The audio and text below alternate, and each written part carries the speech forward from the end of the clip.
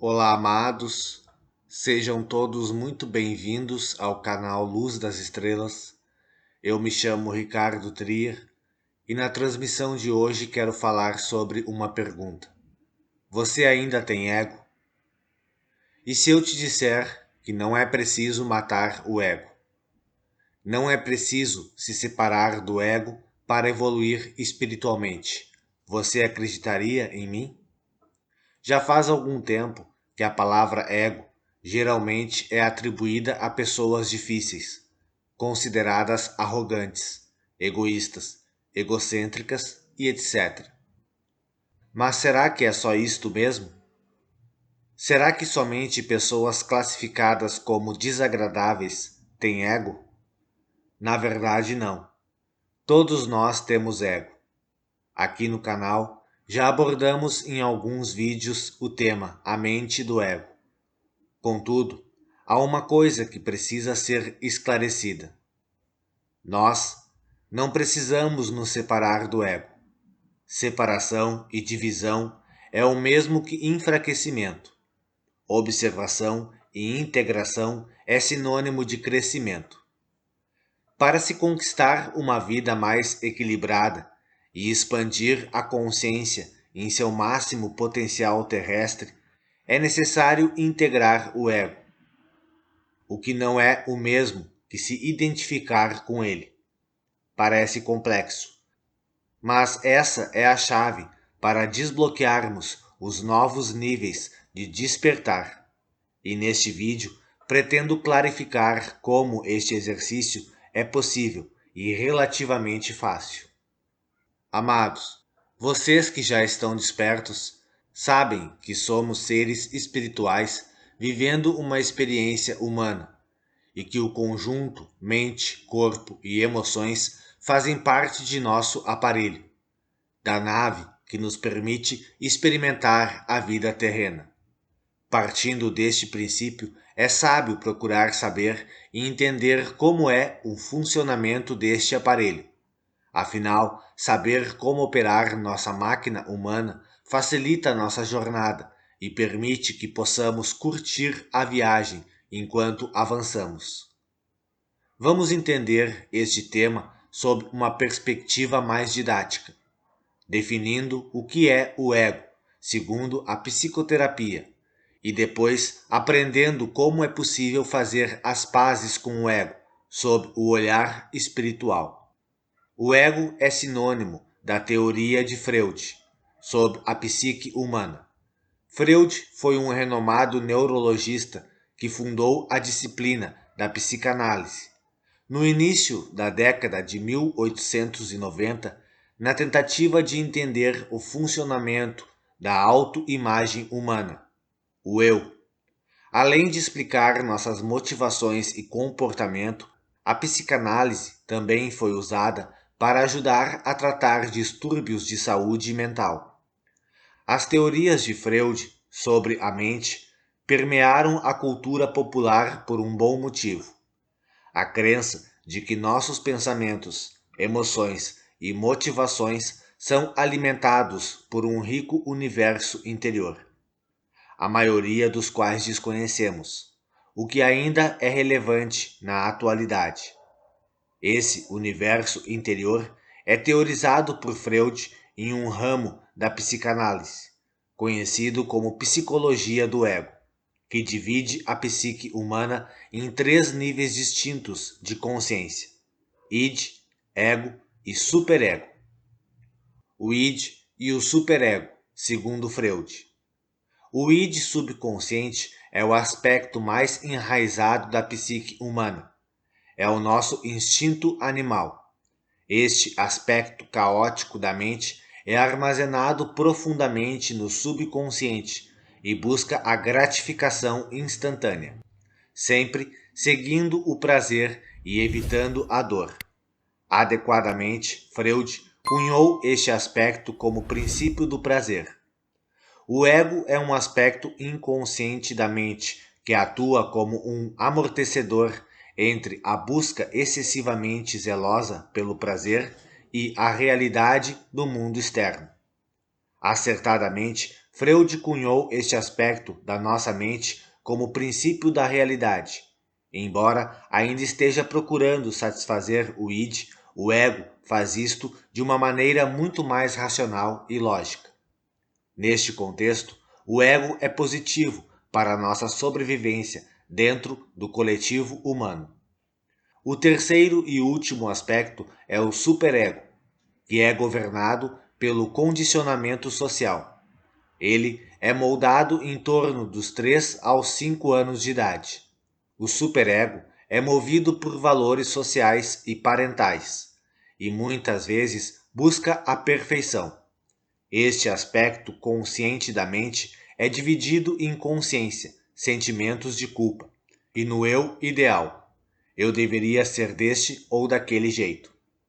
Com o desenvolvimento da personalidade, o id, o ego e o superego já estão todos presentes em nossa mente. Ocorre, então, em muitas ocasiões, uma batalha entre esses aspectos da nossa psique. O id e o superego tentam, em vários momentos, assumir o controle da situação, tendo em vista que os dois representam desejos e impulsos completamente opostos. O ego começa a fazer o papel de conciliador. É o ego que mantém o equilíbrio entre esses dois lados tão distintos, como uma espécie de balança mediadora. Ele avalia as vontades do id e do superego para chegar muitas vezes a um meio termo.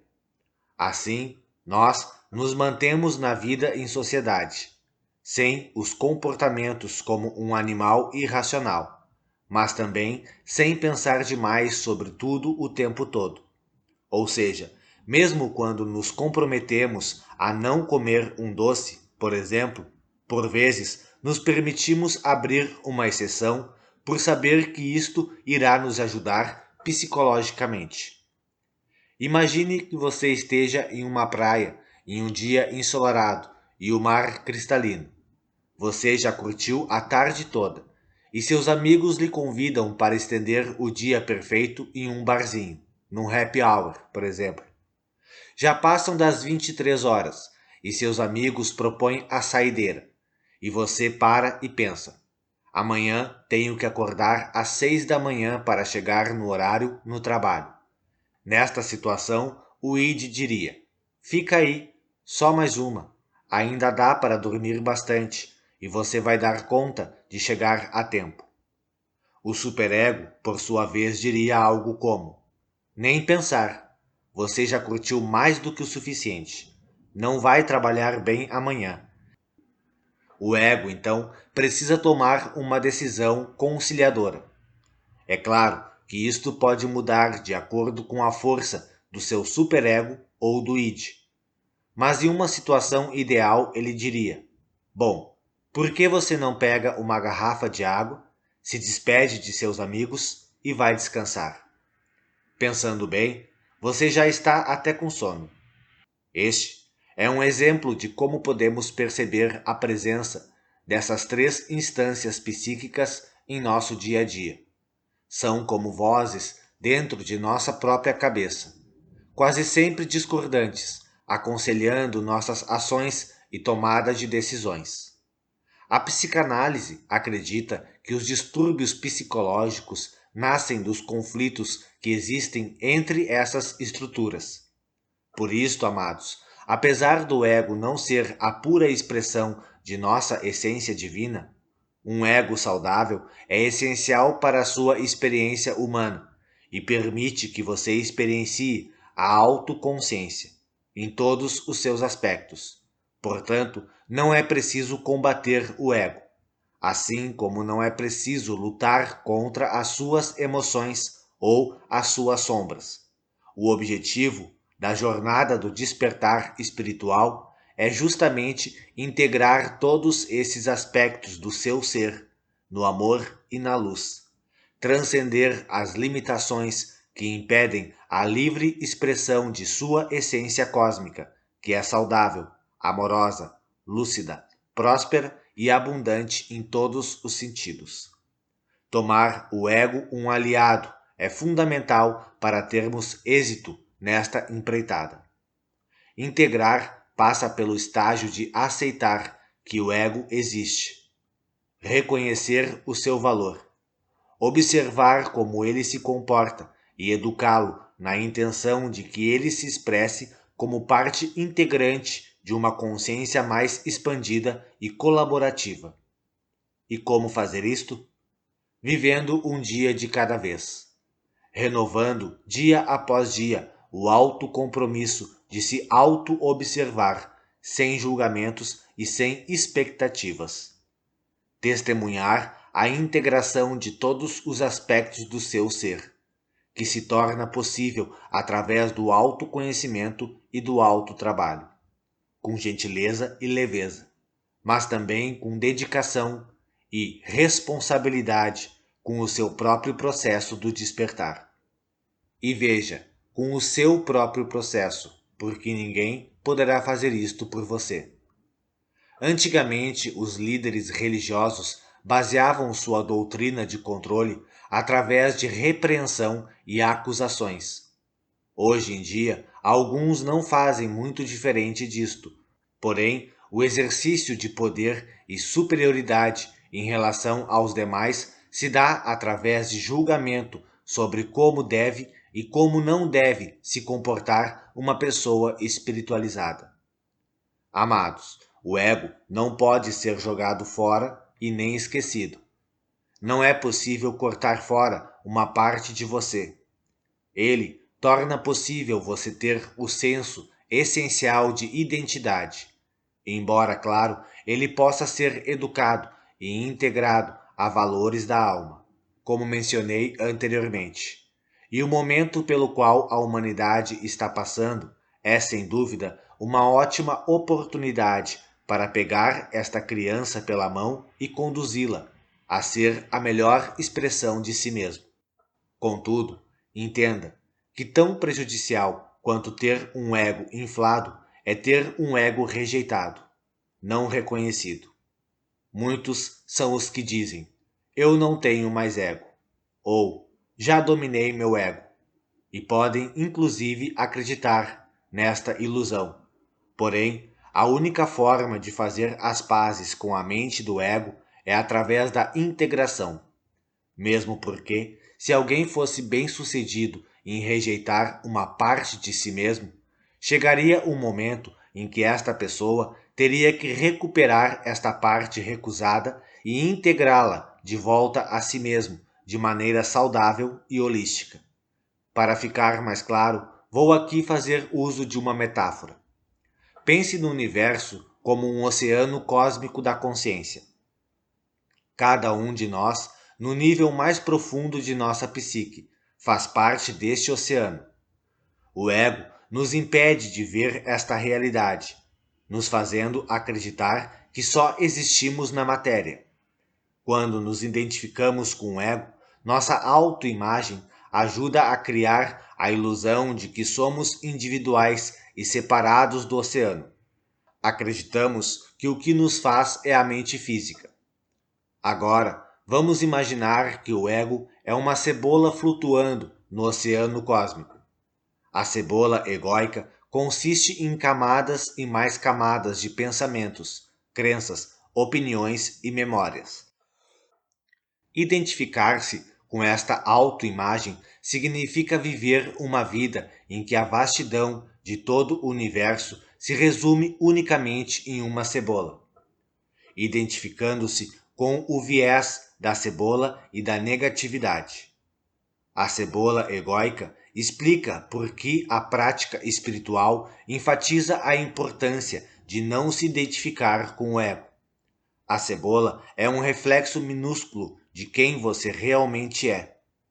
Mencionei acima que o ego é essencial para o funcionamento na sociedade. E isto é verdade. A questão não é o ego, mas como você se identifica com ele. Identificar-se com a cebola não seria tão horrível se a cebola fosse sempre saudável, amorosa, lúcida e altruísta. Mas a maioria de nossas cebolas está manchada por um viés de negatividade. assim como os pensamentos e crenças que temos sobre a nossa identidade e sobre o mundo externo. O viés da negatividade também prejudica nossa lembrança da memória, outro aspecto significativo do quem sou eu. O estudo de Rosen e Huysman descobriu que a potência de experiências negativas é maior do que as experiências positivas que tivemos, o que significa que nossas memórias de eventos negativos são muito mais fortes, e é aí que o ego se torna passível de nos limitar, porque ele considera apenas uma parte de quem somos, com base nas experiências que já tivemos e sempre dando mais ênfase nas experiências negativas que já vivenciamos. Portanto, a identificação com a cebola não apenas limita drasticamente nosso potencial e nos separa do vasto oceano da consciência, mas também nos convence de que não somos realmente tão bons. Vivemos nossas vidas convencidos de que somos a cebola, e a história que criamos de quem somos frequentemente desvaloriza os pontos positivos que vivenciamos e os pontos desconhecidos de nossa existência. Sim, a cebola pode ser madura, lógica, solidária, bem-sucedida, inspiradora e de todos os tipos. Podemos trabalhar para melhorar nossa própria cebola, mas uma cebola só pode se sobressair no mundo material. Nunca será todo o nosso potencial. Identificar-se com a cebola egóica é um fenômeno global. Somos um oceano sem limites, acreditando ser uma cebola. Existem dois elementos importantes a considerar. A primeira é que você não é a cebola, e seu potencial é ilimitado. Você não é pensamentos ou crenças, mas parte de um todo maior. Este todo maior contém paz, tranquilidade, amor e todas as coisas boas. Compreender que você faz parte do oceano e não está separado dele é essencial para a sua evolução espiritual. O segundo elemento é a importância da cebola no funcionamento da vida cotidiana. Estou ciente de que sou muito, muito mais que Ricardo Trier, mas Ricardo Trier tem um valor para oferecer ao mundo material. Estou em uma posição única, onde posso tomar consciência da minha própria natureza divina. Como todos podemos estar com a prática espiritual e equilibrar meus deveres materiais, crescimento espiritual, alcançar objetivos e etc., com o conhecimento do aspecto do meu ser que permanecerá no infinito.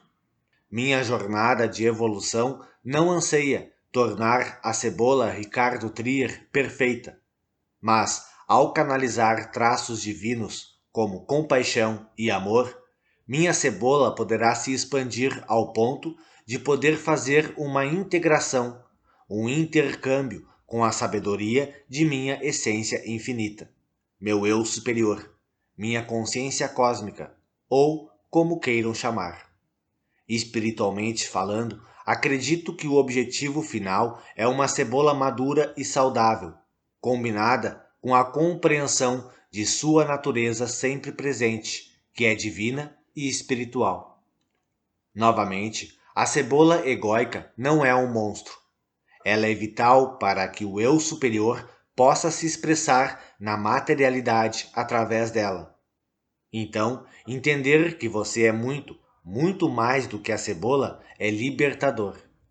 Observar a cebola permite a livre expressão de seu ser divino. Para tomar consciência da cebola, a meditação, a consciência do momento presente e a respiração consciente são de vital importância. Dar um passo para trás e testemunhar a parte da psique que contém o ego é altamente valioso. Mas lembre-se sempre, você não é a cebola. Você é o oceano. E o oceano é vasto, abundante e infinito. Gratidão, meus amados. Daqui lhe enviamos sempre as energias do amor e da luz, para que você sinta o quanto é amado e apoiado sempre a expandir a sua própria luz. Gratidão, equipe Luz das Estrelas.